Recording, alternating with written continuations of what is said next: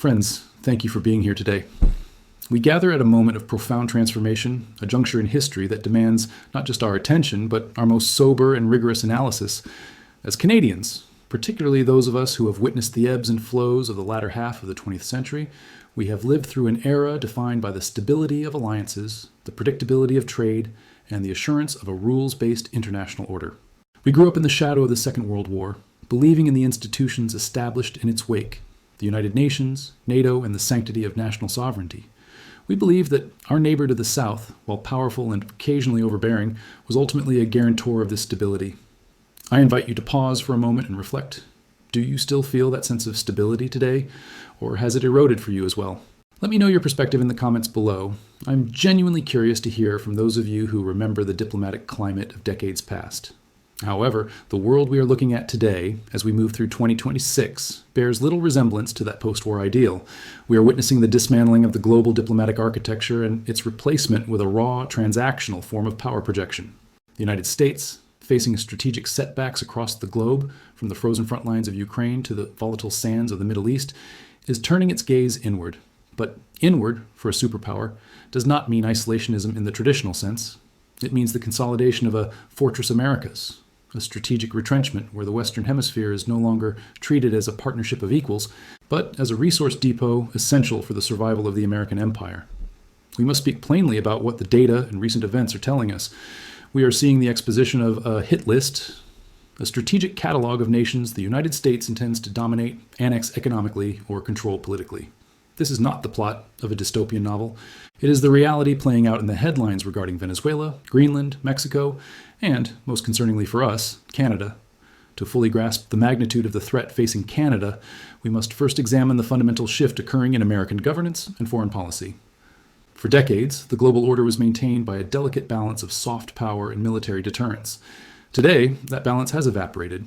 The United States has signaled a departure from the policeman of the world role, which involved maintaining global shipping lanes and distant alliances, to a new role, the landlord of the Americas. The recent actions against Venezuela serve as the primary case study for this new doctrine. The United States government, empowered by recent Supreme Court rulings that grant the executive branch unprecedented immunity, has moved beyond the constraints of international law. The language coming from Washington is no longer couched in the niceties of diplomacy. It is the language of ultimatums. When the President of the United States openly discusses the taking of Greenland for national security purposes, specifically for its mineral wealth, or describes the leadership of Colombia and Venezuela as targets for removal, we are seeing the resurrection of the Monroe Doctrine, stripped of its 19th century benevolent veneer and rearmed with 21st century military and economic weaponry. This shift is driven by necessity. The United States is currently navigating a precarious economic reality, with a national debt-to-GDP ratio exceeding 120% and an internal economy ravaged by inflation and debt service costs. The U.S. can no longer afford to pay markets rates for the resources it needs to fuel its reindustrialization and its massive military machine. The solution, outlined in their evolving national security strategy, is to secure these resources at the source by controlling the nations that possess them. This brings us to a critical question. How does a modern democracy justify the annexation or domination of its neighbors? The answer lies in the creation of a narrative of existential threat. We have seen the deployment of specific labels: narco-terrorist, national security threat, failed state, weaponized to bypass the need for congressional declarations of war. Consider the narrative built around Venezuela. The justification for recent aggressive actions was not presented as a resource grab, but as a moral crusade against drug trafficking and terrorism. Yet, military and intelligence analysts know that the flow of narcotics into the United States is a multifaceted problem involving routes through the Pacific, the Caribbean, and domestic production. The focus on Venezuela as the singular head of the snake is a geopolitical pretext. By designating the Venezuelan leadership as a transnational criminal organization, the U.S. executive branch granted itself the legal authority to act unilaterally, utilizing the military not for national defense, but for regime change. This methodology should alarm every Canadian. We have already seen the precursors of this rhetoric directed at us. During trade disputes over aluminum and steel, Canada was designated a national security threat to the United States under Section 232 of the Trade Expansion Act. At the time, many dismissed this as a negotiating tactic.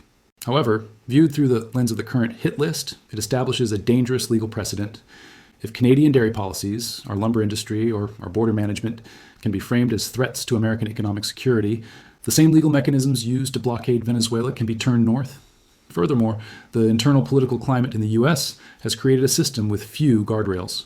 The labeling of domestic political opposition, such as Antifa, as terrorist organizations, creates a flexible definition of terrorist that can be expanded to include foreign entities that do not align with U.S. policy.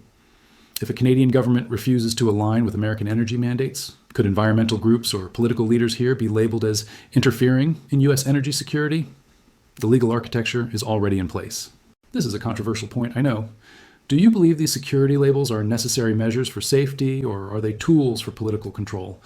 I'm interested to read your take on this. It's a debate we need to have. However, before a single soldier sets foot on foreign soil, the modern annexation begins quietly, yet devastatingly, in the financial markets.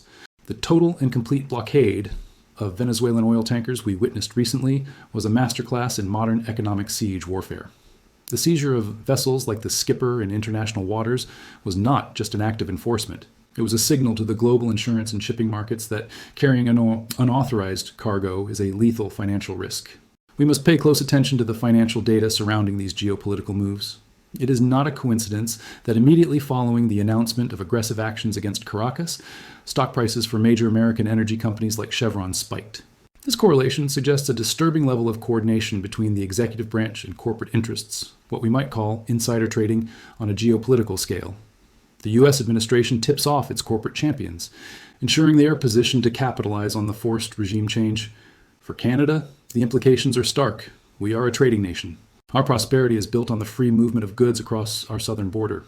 If the U.S. decides to weaponize its financial system against us, perhaps to force the sale of water rights or to secure favorable terms for Arctic minerals, they do not need to invade.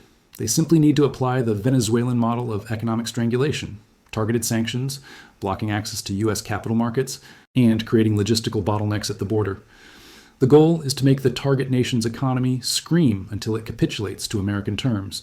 We can see the culmination of these economic and rhetorical strategies in the recent military actions in Venezuela, which represent a kinetic escalation that many thought belonged to the past.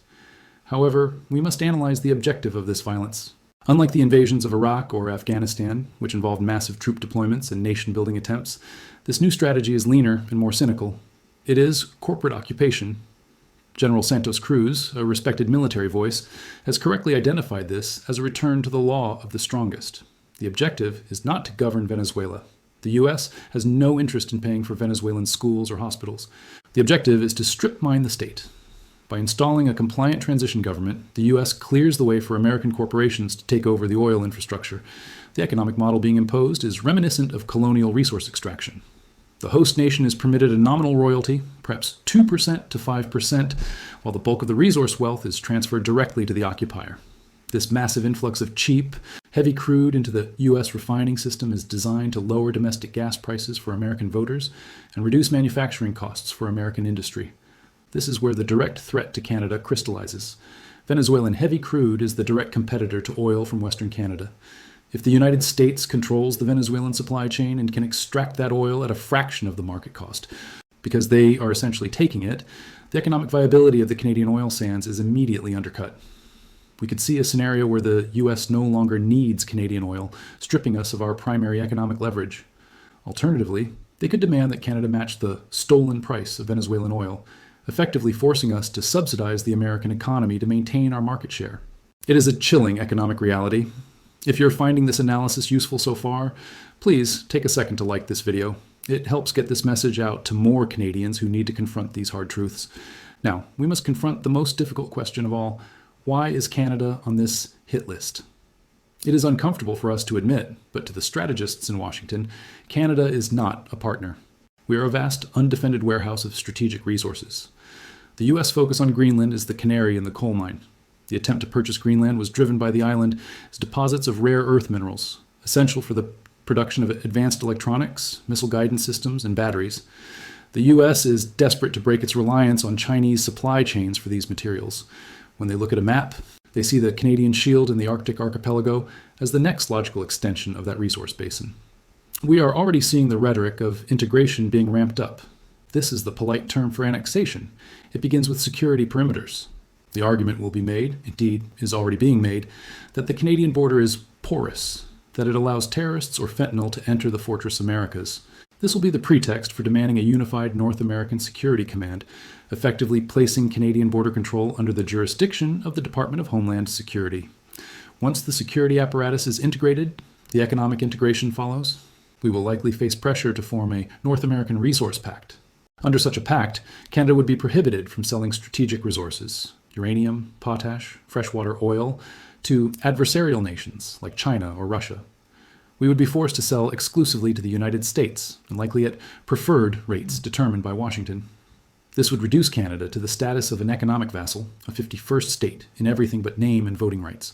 Beyond the immediate threat to our energy sector, we must confront the looming battle over what strategists call the strategic reserves of the future, Arctic sovereignty and freshwater. For decades, Ottawa and Washington have managed a polite disagreement regarding the Northwest Passage. We assert it is internal Canadian waters. They insist it is an international strait. In the past, this was a diplomatic footnote. Today, as the ice recedes and global shipping lanes open, this disagreement is transforming into an active challenge to our territorial integrity. The United States Navy has recently updated its Arctic strategy, no longer viewing the North merely as a buffer zone against Russia, but as an operational theater for its own commercial and military dominance. When we connect this with the overt overtures to purchase Greenland, the geopolitical pincer movement becomes clear.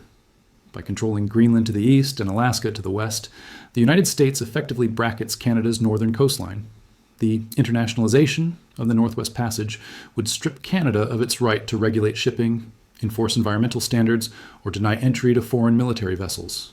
We would effectively lose control over our own coastline, reduced to being a spectator in our own backyard while American destroyers and commercial fleets traverse our archipelago at will. However, the most visceral threat may not come from the oceans, but from the aquifers. We are witnessing a hydrological crisis in the American Southwest that is spiraling out of control. States like Arizona, Nevada, and California are facing the catastrophic depletion of the Colorado River Basin. Agriculture is faltering, cities are rationing. A desperate superpower does not simply watch its fields turn to dust, it looks for new sources. And the world's largest reservoir of fresh water sits just across its northern border. For years, Canadian politicians have assured us that our water is not for sale, but we must look closely at the evolving language of North American trade agreements and security protocols. There is a growing chorus within U.S. policy circles, arguing that water should be treated as a continental resource, a shared asset, critical to North American security.